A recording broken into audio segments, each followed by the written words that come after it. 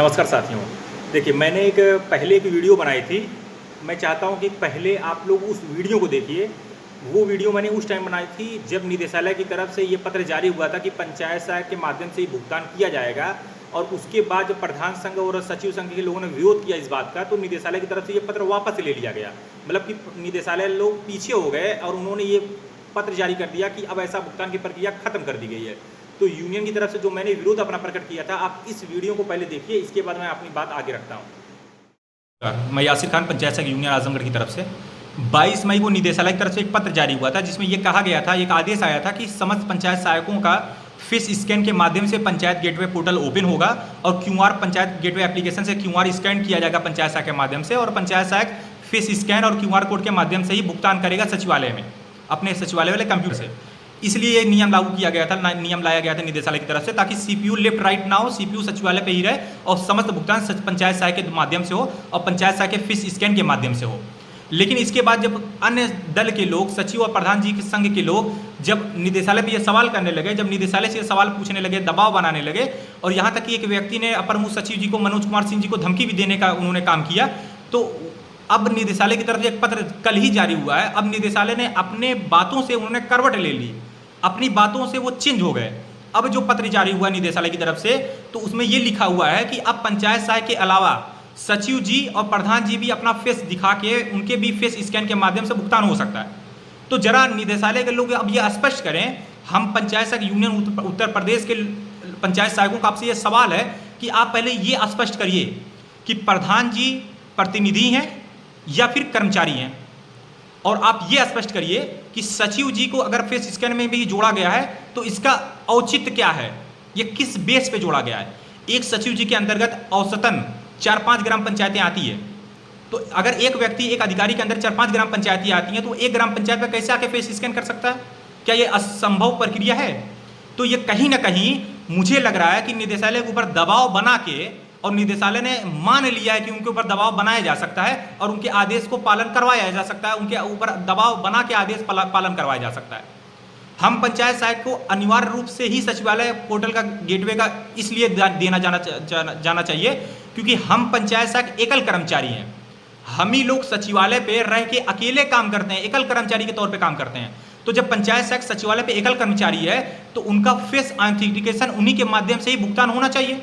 लेकिन आप लोग, निदेशालय के लोग, उन्होंने क्या किया है कि आप प्रधान जी को और सचिव जी को भी इसमें जोड़ दिए हैं, जिसका कोई मतलब ही नहीं है। अब जरा एक और प्रश्न का आप जवाब दे दीजिए कि 57,000 से ज़्यादा ग्राम पंचायतें वर्तमान में हैं, तो 57,000 से ज़्यादा प्रधान जी का फोटो कहाँ से आएगा? हम पंचायत सहायकों का डेटा आपके पास मौजूद है क्योंकि हम लोग ऑनलाइन अटेंडेंस लगाते हैं, और उसी बेस पे आप लोग फोटो स्कैन करके पंचायत सहायक की उपस्थिति गेटवे पोर्टल में लॉगिन करवाने का काम करेंगे। लेकिन प्रधान जी का फोटो कहाँ से आएगा? क्या प्रधान जी का 57,000 से ज़्यादा प्रधान जी का फोटो किसी पोर्टल में अपलोड किया जाएगा?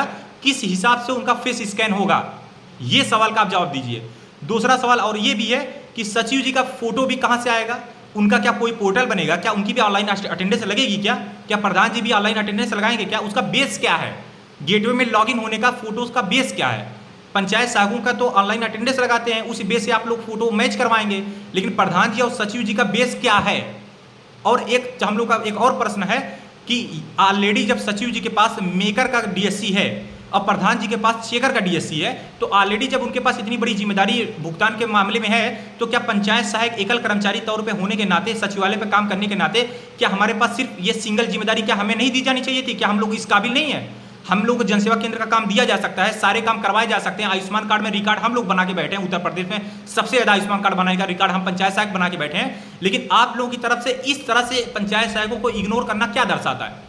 यह दर्शाता है कि आप लोग के ऊपर दबाव बनाया जा सकता है, यह दर्शाता है कि आप लोग पंचायत सहायकों की क्षमता को नहीं समझ रहे हैं, यह दर्शाता है कि यह टॉपरों के साथ मजाक हो रहा है, यह दर्शाता है कि 6,000 की अल्प मानदेय में आप लोग हमें संविदा कर्मी के रूप में पीड़ित कर्मी बना दिए हैं।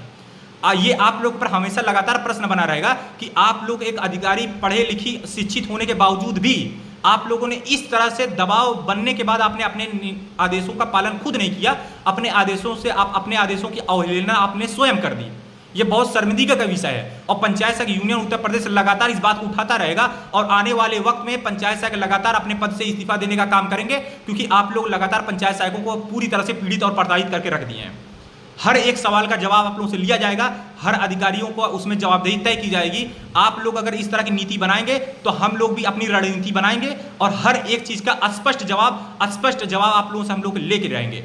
पंचायत सहायक यूनियन ऐसे आदेशों का पूरी तरह से बहिष्कार करता है। ऐसे आदेशों की वजह से हम लोग लगातार हर्ट हो रहे हैं, हम लोग की तकलीफ हम लोग को हो रही है और ऐसे आदेश शर्मिंदगी का विषय हम टॉपों के ऊपर है और हम लोग ये जानते हैं कि इसका कैसे हमें क्या काम करना है और हम लोग लगातार अपनी मांग, अपनी आवाज उठाते रहेंगे।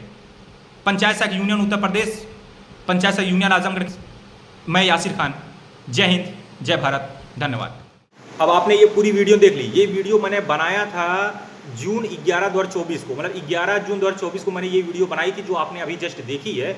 और ये वीडियो मैं आज की बना रहा हूँ। देखिए, मैंने उस टाइम कई सवाल पूछे थे पंचायती राज विभाग को। पहला मेरा सवाल ये था कि निदेशालय की तरफ से 22 मई को जारी पत्र में सिर्फ पंचायत सहायकों द्वारा ही फेस स्कैन करके QR कोड के माध्यम से भुगतान करने का आदेश जारी किया गया था। तो 10 जून 2024 के पत्र में निदेशालय ने अपने ही आदेशों में परिवर्तन क्यों किया? क्योंकि मैंने उस टाइम उनसे पूछा था कि जब निदेशालय की तरफ से पत्र जारी हो गया था 22 मई को, तो उसमें पंचायत सहायक के माध्यम से भुगतान होगा, फिर 10 जून को दोबारा पत्र क्यों जारी किया गया और क्यों ये प्रक्रिया को हटा दिया गया? फिर मेरा दूसरा प्रश्न निदेशालय से ये था कि प्रधान जी प्रतिनिधि हैं या कर्मचारी हैं? अगर प्रतिनिधि हैं तो भुगतान प्रक्रिया में प्रधान जी का क्या काम है? वो फेस स्कैन को प्रधान जी के चेहरे को उसमें जोड़ने का औचित्य क्या है? मैंने ये प्रश्न उनसे पूछा था। फिर मेरा तीसरा प्रश्न ये था कि सचिव जी के पास औसतन 4-5 ग्राम पंचायतें होती है, किस आधार पर सचिव जी का भी फेस स्कैन हेतु गेटवे पोर्टल में जोड़ने का आदेश दिया गया? ये सवाल वाजिब है कि सचिव जी के पास 4-5 ग्राम पंचायतें, 10 ग्राम पंचायतें भी होती है, तो वो अपना फेस स्कैन करने के लिए क्या हर ग्राम पंचायत में घूमेंगे जाकर? फिर चौथा प्रश्न मेरा ये था कि प्रधान जी और सचिव जी के पास पूर्व से ही चेकर और मेकर DSC है, जो भुगतान में अहम प्रक्रिया का हिस्सा है, तो फिर फेस स्कैन प्रक्रिया के आदेशों में परिवर्तन करने की आवश्यकता क्यों पड़ी? फिर मेरा पांचवा प्रश्न ये भी था कि क्या एकमात्र पंचायत सहायक एकल कर्मचारी होने के नाते सिर्फ पंचायत सहायक के फेस स्कैन के माध्यम से गेटवे पोर्टल लॉगिन हो, ऐसी प्रक्रिया नहीं होनी चाहिए? तो ये सारे प्रश्न मैंने 11 जून 2024 को जो आपने वीडियो देखा है उसमें मैंने सारे प्रश्न उनसे पूछे हैं और बिल्कुल स्पष्ट तरीके से पूछा है। और आज 5 अप्रैल 2025 के दिन मैं ये वीडियो बना रहा हूँ और आदेश आपने देखा है कि 3 अप्रैल 2025 का आदेश जारी हुआ निदेशालय की तरफ से और ये सारी बातों का संज्ञान जो यूनियन की तरफ से उठाया गया था, सारी बातों का संज्ञान निदेशालय की तरफ से लिया गया है।